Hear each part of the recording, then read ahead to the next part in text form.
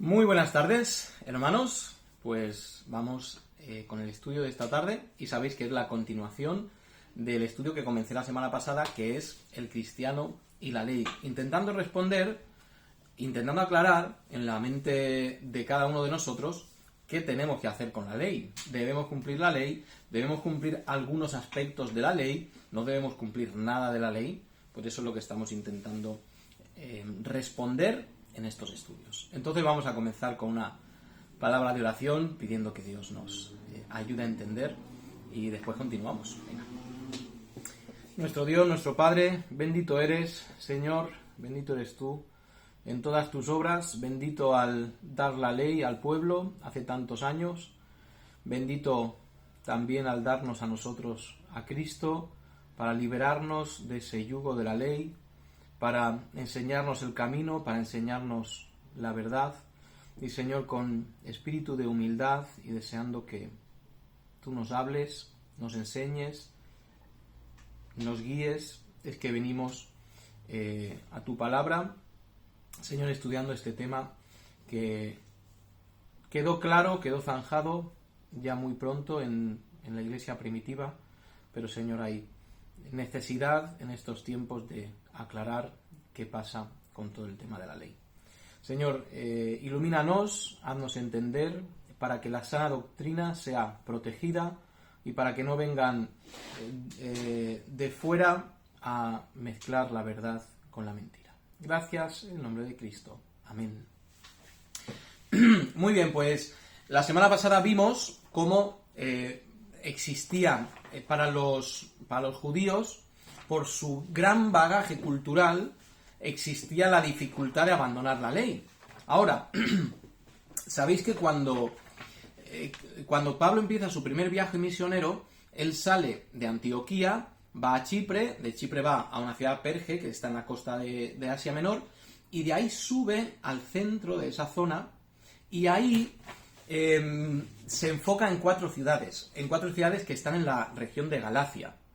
Y ya sabéis que ahí tiene muchos problemas con los judíos. En principio le reciben, luego le rechazan, luego él se cambia de ciudad y van persiguiéndole a la otra ciudad a la que iba. Él tiene muchos problemas con los judíos, pero se terminan estableciendo iglesias. Y en esas iglesias no solamente están no solamente están los judíos con sus dificultades para abandonar la ley, que es lo que hablé la semana pasada. Además tenemos tres grupos. Tenemos los judíos, de los cuales hablé la semana pasada. Tenemos también los gentiles, que quizás nunca habían escuchado hablar habrían escuchado seguramente hablar de la ley, pero no les había interesado, nunca la habían investigado, no sentían ninguna gana de seguirla. Entonces tenemos judíos y gentiles. Y tenemos un grupo en medio que son los prosélitos. ¿Qué son los prosélitos? Los prosélitos son gentiles que por alguna razón están siguiendo la ley judía.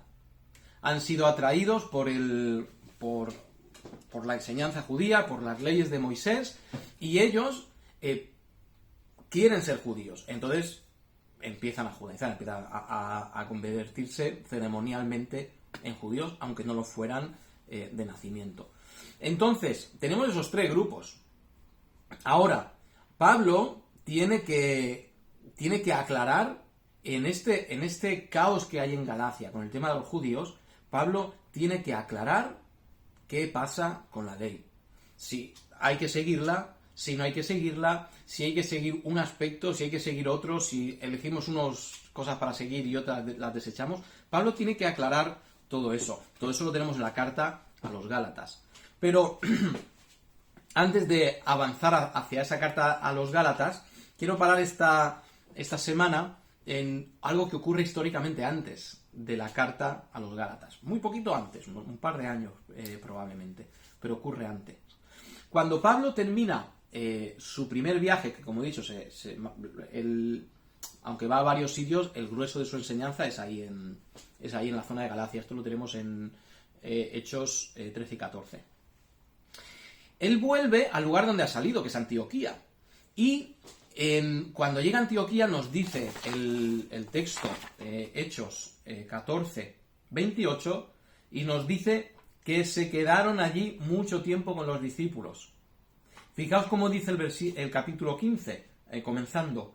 Entonces, algunos que venían de Judea es de la zona de Jerusalén, de Israel, entonces algunos que venían de Judea enseñaban a los hermanos: si no os circuncidáis conforme al rito de Moisés, no podéis ser salvos. Unos vienen de la zona de Judea enseñando que Cristo no es suficiente, que hay que hacer algo más.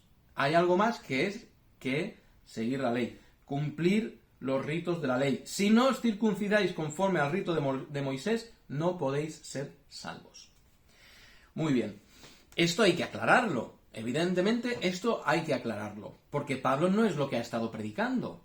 Pablo ha estado predicando la fe, la salvación por fe en Cristo, y ya está, siendo Pablo judío como era, y además de los importantes o de los que más sabía. Entonces, fijaos, para este tiempo tenemos el jaleo de Galacia, de toda la zona de Galacia, más lo que ahora está pasando en Antioquía. Y es lo que nos encontramos, que el primer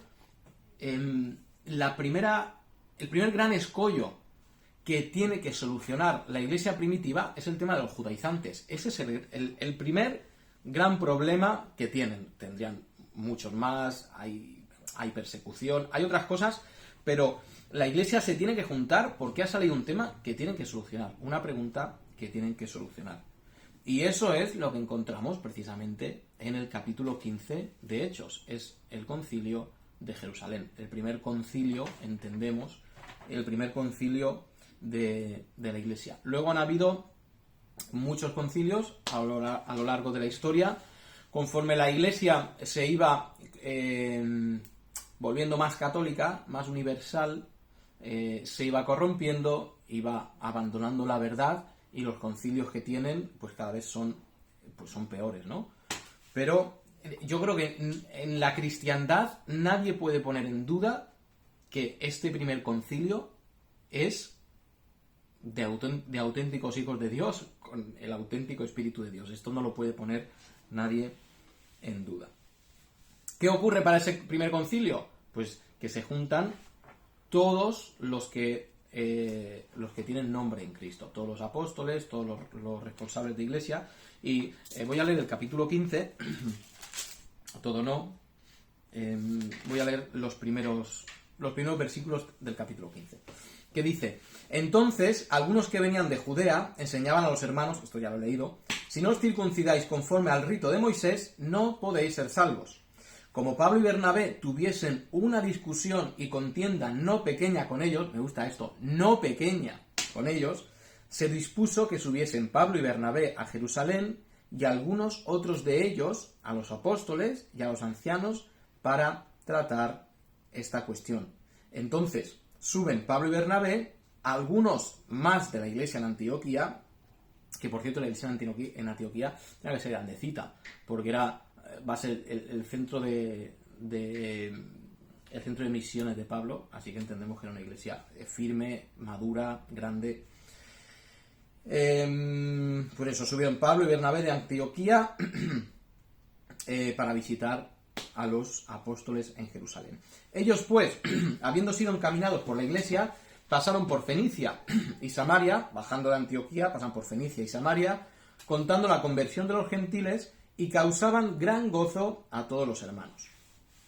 Llegados a Jerusalén, fueron recibidos por la iglesia y los apóstoles y los ancianos. Fijaos, toda la congregación, los apóstoles y los ancianos, que son los obispos, que serían la autoridad de la iglesia, igual que en la actualidad nosotros tenemos diáconos, no los llamamos obispos o ancianos, pero son ancianos.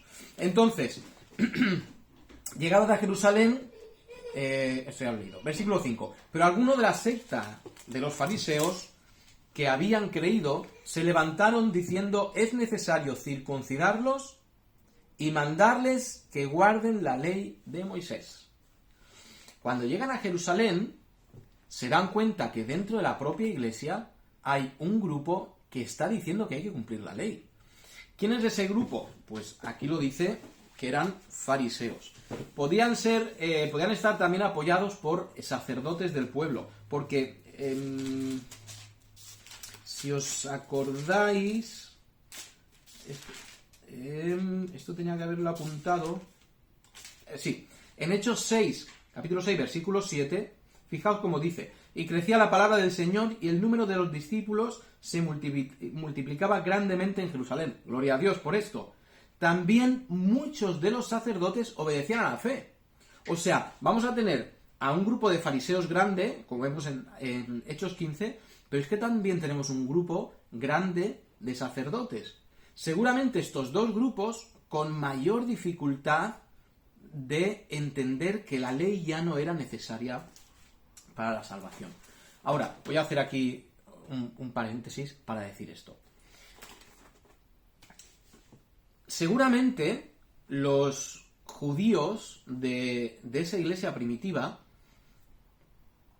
continuaban siguiendo cosas de la ley. Por ejemplo, el tema de comer animales inmundos o comer animales todavía con su sangre.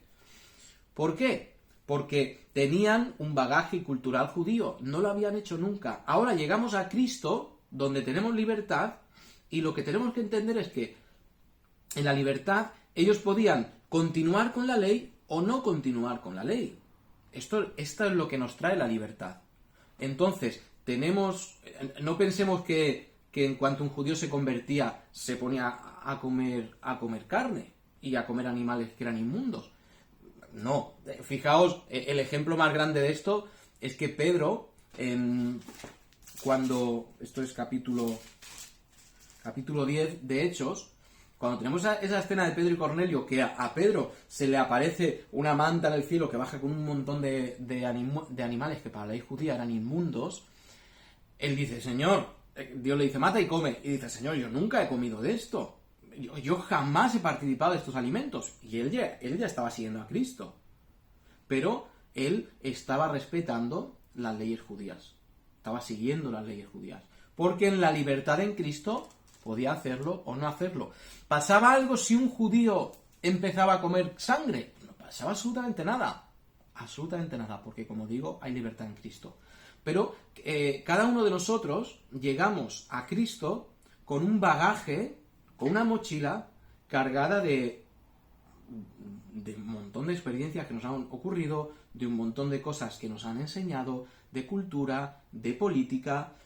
Llega gente a Cristo que era comunista, o llega gente a Cristo que era, yo qué sé, por poner cualquier inclinación política. Y llegados a Cristo, todavía se mantiene esa libertad de elección política. Faltaría más, ¿no? Pero todos, yo conozco gente que efectivamente, antes de venir a la fe, eran comunistas cerradísimos y fortísimos. Y creo que dentro de la ley seguían teniendo ciertos pensamientos comunistas, y no hay ningún problema porque no van en contra de la Biblia, lo que faltaba. Entonces, todos tenemos ese bagaje. Los judíos tenían un bagaje cultural, como vimos la semana pasada, importantísimo, fortísimo. Pero lo que tenía que quedar claro es que se podía seguir respetando la ley, pero no era una obligación. Esto es lo más importante. No era obligatorio seguir observando la ley. Era una opción. Volviendo a Hechos 15. Muy bien, nos hemos quedado diciendo que en el versículo 5 los fariseos se levantan y dicen: hay que seguir la ley. Versículo 6. Se reunieron los apóstoles y los ancianos para conocer este asunto. Fijaos, se reunieron los apóstoles y los ancianos para conocer este asunto. ¿Quién falta? ¿Quién falta? Vuelvo al 4 para responder esta pregunta. Llegados a Jerusalén fueron recibidos por la iglesia, los apóstoles y los ancianos. Versículo 6. Se reunieron los apóstoles y los ancianos. ¿Quién falta? La iglesia. Evidentemente falta la iglesia. Porque ¿a quién ha sido dada la autoridad de parte de Dios, la responsabilidad de parte de Dios de dirimir estos asuntos? A los responsables. responsables de la Iglesia, que en este momento eran ancianos y apóstoles. Más tarde los apóstoles morirían y quedarían solo los ancianos de la Iglesia, que eran los encargados, serían los encargados de decidir sobre asuntos doctrinales. Muy bien, se juntan dentro de los apóstoles y los ancianos para discutir. Versículo 7. Después de mucha discusión, Pedro se levantó y les dijo: varones hermanos, vosotros sabéis, y este va a ser el discurso, lo que dice Pedro. Pedro toma la palabra, ¿de acuerdo? Versículo 7.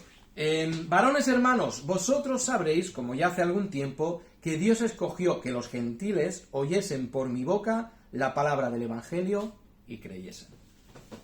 Y Dios, que conoce los corazones, les dio testimonio dándoles el Espíritu Santo lo mismo que a nosotros. Está haciendo una referencia a lo que hemos dicho antes en Hechos 10. Y ninguna diferencia hizo entre nosotros y ellos, purificando por la fe sus corazones. Ahora pues, ¿por qué tentáis a Dios, poniendo sobre la cerviz de los discípulos, de los seguidores, un yugo que ni nuestros padres ni nosotros hemos podido llevar? ¿Por qué hacéis esto? Antes creemos que por la gracia del Señor Jesucristo seremos salvos de igual modo que ellos. Los judíos y los gentiles serían salvos de la misma forma. ¿Cómo? ¿Observando la ley? No. Nadie jamás ha sido salvo observando la ley. ¿Cómo iban a ser? Igual salvos los unos que los otros, por la fe en Cristo, como acaba de decir Pedro.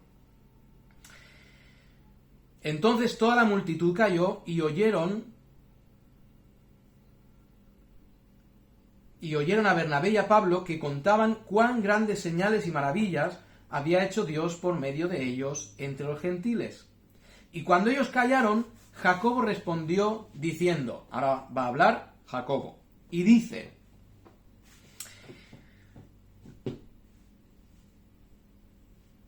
varones hermanos, oídme. Simón ha contado cómo Dios visitó por primera vez a los gentiles para tomar de ellos pueblo para su nombre.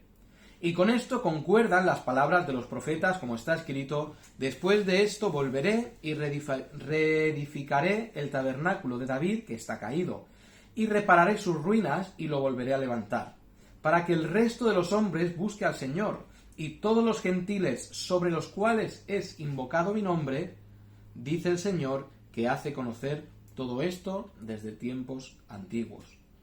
Por lo cual yo juzgo que no se inquiete a los gentiles que se convierten a Dios. Y esa palabra inquietar es parenocleo, y quiere decir poner tropiezo delante. Alguien que está caminando y tú le pones tropiezo delante. Ese parenocleo es que no se les ponga un tropiezo. ¿Cuál era el tropiezo que querían poner a los nuevos creyentes? La ley. Por eso, dice: yo juzgo que no se inquiete a los gentiles que se convierten a Dios, sino que se les escriba que se aparten de la contaminación de los ídolos, de fornicación, de ahogado y de sangre. Porque Moisés, desde tiempos antiguos, tiene en cada ciudad quien lo predique en las sinagogas, donde es leído cada día de reposo. Vale, esto hay que aclararlo, porque aquí Jacobo está diciendo algo. Está diciendo que no se les ponga el tropiezo de la ley a ninguno de los gentiles, a ninguno de los nuevos creyentes se les ponga el tropiezo de la ley. Y se le manda 4 cosas, que tienen que hacer 4 cosas. Preservarse de la contaminación de los ídolos, de la fornicación, de ahogado y de sangre. 4 cosas. Ahora, dejadme otro paréntesis para decir: la Iglesia está reunida como un gran concilio por primera vez, mandando un mensaje a gentiles, mandando un mensaje también, aparte era para los judíos, este mensaje también. No hay que obligar a los gentiles a seguir la ley. ¿No sería este el momento? Ya he dicho antes, nadie pone en duda la veracidad de lo que se diga en este concilio. Nadie en la historia de la Iglesia, en la historia del cristianismo, puede decir: no, es que este concilio ya estaba corrupto. No, nadie pone en duda esto. ¿Qué mejor momento sería para, si hay que cumplir algo de la ley, aunque fuera una J o una tilde, si hubiera que cumplir algo de la ley, ¿no sería este el momento para que Dios usara a estos hombres para decir, mira, sí hay que cumplir la ley, sí hay que seguir el sábado, como hay muchos que quieren seguir el sábado, sí hay que seguir sin hacer esto, o sí hay que seguir absteniéndose de esto, sí que hay días sagrados, sí que hay comidas sagradas, sí que hay un lenguaje sagrado, sí que hay pues todo lo que tenía la ley. ¿No es el mejor momento para que Dios dé un mensaje a los gentiles de hay que continuar con las cosas de la ley? Y sería el mejor momento, sin duda. La iglesia reunida haciendo una declaración oficial, si lo queréis decir así. Pero ¿qué es lo que encontramos? 4 cosas. Por supuesto, el sábado no se menciona. Contaminación de los ídolos. Fornicación, ahogado y sangre. Ahora, y esto hay que aclararlo. Estas normas que está estableciendo Pedro, Jacobo, después Pablo, todos unánimemente van a decir el mismo mensaje, no sigáis estas 4 cosas, son normas morales, son normas que tenemos que seguir nosotros. Bueno, acabamos de decir que este mensaje es para los gentiles. Por tanto, ¿son normas que tenemos que seguir nosotros que somos gentiles? No contaminarnos con ídolos, no fornicar, no comer animales ahogados o que no han sido realmente ahogado, estrangulado. Esto es un animal que no ha sido muerto desangrándolo totalmente. Y después no comer nada de sangre. Esto hay que aclararlo. Vamos a fijarnos en las 4 cosas. ¿A qué se refiere la contaminación de los ídolos? Significa que no se practiquen ritos que tengan que ver, que honren a los ídolos. Muy bien. ¿Qué ocurría en toda esta zona griega? Que, por cierto, la zona de Galacia se llama Galacia porque en cierto momento muchas tribus de la Galia, que es la actual Francia, fueron a esa zona y de ahí viene el nombre. Y por supuesto venían con todos sus dioses. Iban a esa zona. Y por supuesto todo el culto a todos los dioses a lo largo de la historia ha tenido que ver con sacrificios, ya ha tenido que ver con fiestas, ya ha tenido que ver con dedicaciones de días especiales, de años nuevos, de cosechas, todo esto. Y Pablo está diciendo aquí, absteneos de participar en eso. Absteneos de eso. Fornicación. Aquí no está hablando sencillamente de cualquier clase de fornicación. Está hablando, y esta es la clave de estas 4 cosas, son cosas rituales, son cosas litúrgicas. Está hablando de fornicaciones que tenían que ver con la dedicación a los dioses. Sabemos que en toda esa zona había una prostitución religiosa, que es que alguien en ciertos días habían prostitutas en el templo y se iba y en honor a los dioses y honrando a los dioses se estaba con prostitutas. Entonces esta fornicación está hablando de fornicaciones rituales que tenían que ver con rituales o liturgias hacia los demonios. Ahogado, pues que se abstuvieran de cualquier animal que no hubiera sido sacrificado de una forma correcta.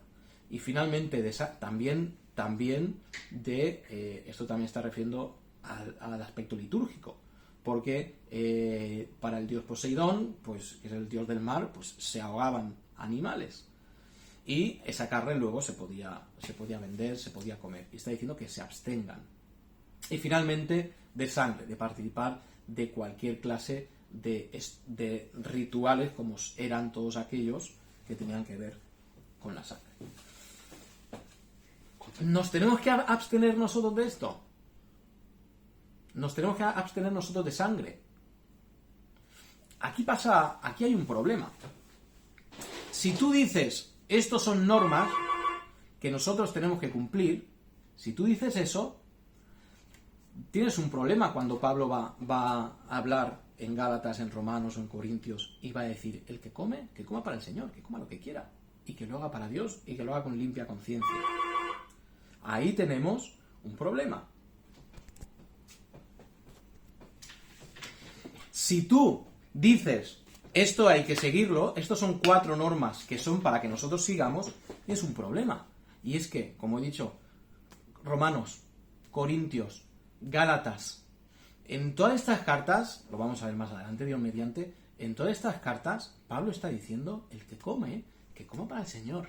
Y si tú participas de algo, dando gracias a Dios, es bueno. Por tanto, no podemos coger estas 4 normas como normas que nos sirven hoy. Vale, entonces tú dices, bueno, Israel, ¿y cómo entendemos esto? ¿Qué tenemos que hacer con estas 4 normas? ¿Sabéis qué tenemos que hacer? Entender bien, bíblicamente, qué está ocurriendo. Hay que tener en cuenta que los cristianos, los primeros cristianos, se juntaban para comer. Se juntaban todos los domingos para comer. Y cuando se juntaban como iglesia, no cuando se juntaban como amigos, cuando se juntaban como iglesia, partían el cuerpo del Señor y participaban de lo mismo que participamos nosotros, de la Santa Cena. ¿Qué ocurría? Cuando la carne que llegaba, probablemente la carne que llegaba y esto lo va a aclarar Pablo más adelante, también lo haré referencia a esto, pero la carne que podía llegar a esas cenas, a esas comidas, esos ágapes que compartían, era carne, o podía ser carne, que viniera de carnicerías, donde la carne que había venía de los templos, de los ídolos. ¿Por qué? Porque leyendo la cultura de aquellos días, leyendo la historia, la gente iba y ocurría un poco igual en la norma judía, en la ley mosaica era un poquito parecido en esto. Pero tú ibas a sacrificar algo y una parte se quemaba al dios lo que sea, otra parte era tuya y la comías tú, y otra parte pertenecía al sacerdote. ¿Qué pasa? Cuando viene uno, después otro, y el sacerdote en un día tiene 20 kilos de carne, ¿qué hace? Pues se le permitía ir y vender esa carne a la carnicería. Y en la carnicería se vendía. Y ahí el sacerdote hacía negocio. Por tanto, podía ser carne más barata. ¿Y dónde podía llegar esa carne? Esa carne podía llegar a los ágapes que compartían judíos, cristianos, gentiles, cristianos y prosélitos, cristianos, que todos habían ido a Cristo. Pero el judío se sentaba delante de la mesa y decía, oye, ¿esta carne dónde ha salido? Pues esta carne viene de la carnicería, que creo que lo mataron ayer al dios Mamón, o al dios lo que sea, o Castor, o Pollux, o cualquiera. Y los judíos tenían un problema de conciencia. Y decían, nosotros no podemos participar de esto porque esto ha sido sacrificado para los ídolos. Entonces, la norma que los judíos, ahí en el Concilio de Jerusalén, mandan a todas las iglesias donde conviven judíos y conviven gentiles, es, por el bien de la comunión de la iglesia, por el bien de las conciencias de todos los que están ahí, no participéis de estas cosas. Está clarísimo. No participéis de estas cosas porque lo que hace es que tu hermano débil peque. Esto es Romanos 14. Clarísimo. El Concilio de Jerusalén fue en el 50. Gálatas es escrito un par de años después. Romanos es ya en el 56. Y Pablo va a ir aclarando, conforme pasan los años, va a ir aclarando que no importa si comes cierta carne o no cierta carne, no importa si celebras cierto día o no cierto día, lo que importa es que no dañes a tu hermano. Porque el espíritu del creyente no es dañar al hermano con lo que hace, el espíritu del creyente siempre es restaurar, cuidar, edificar al hermano. Y tú puedes hacer cualquier cosa que para ti sea correcta, sea digna, pero en el momento que hace daño a un hermano, que daña la conciencia de un hermano, eso automáticamente pasa a ser malo. Los judíos es lo que encontramos. Ahora, también luego cuando vayamos a Gálatas, lo vamos a ver más claramente. Un judío, o sea, un gentil, no tenía su libertad en Cristo para ir ahora a sacrificar a otros ídolos. También estaba mal que un creyente fuera al templo del dios Castor y ahí estuviera celebrando y matando y alabando al dios Castor, que es un demonio, que no es nada. Pero eso también estaba mal. Luego lo veremos en Gálatas. Como digo, si tú optas por decir que estos son normas que se tienen que seguir, que el concilio estaba diciendo que estos son normas para el cristianismo, vas a tener muchos problemas en contestar a Pablo en el futuro. Por lo tanto, se establece lo que Pablo dirá en Romanos 14, la libertad. La libertad mientras no haga daño a tu hermano. Esto es un principio muy, muy, muy actual. Muy actual. Esto es un principio para nosotros. Os voy a poner un ejemplo. Hay iglesia, o tradicionalmente la iglesia evangélica española ha participado de la cena del Señor con vino. Y a día de hoy pues, se sigue participando de la cena del Señor con vino. Que no hay ningún problema. Pero imagínate que llega a tu congregación, a una congregación que celebra la cena del Señor con vino. Imaginaos que llega 2 o 3 familias que vienen directamente de un centro de rehabilitación en contra del alcohol. O rehabilitarse del alcohol. Ellos llegan a tu congregación, se quieren reunir contigo y tienes ahí hombres, o varios hombres, o varias mujeres que tienen problemas con el alcohol. Y cuando llega el momento de la Santa Cena, les está sirviendo el vino, el alcohol. Y en vez de hacer bien a esa persona en la participación de algo que tenemos que participar todos los creyentes, le estás tentando a caer porque está probando el alcohol. ¿Qué sería lo sabio? Fijaos, algo que es lícito, algo que incluso es para bien, que es participar de la cena del Señor, puede convertirse en un dolor, en un problema para otros hermanos. ¿Qué debería hacerse? Cambiarse por una bebida que venga de la uva no alcohólica.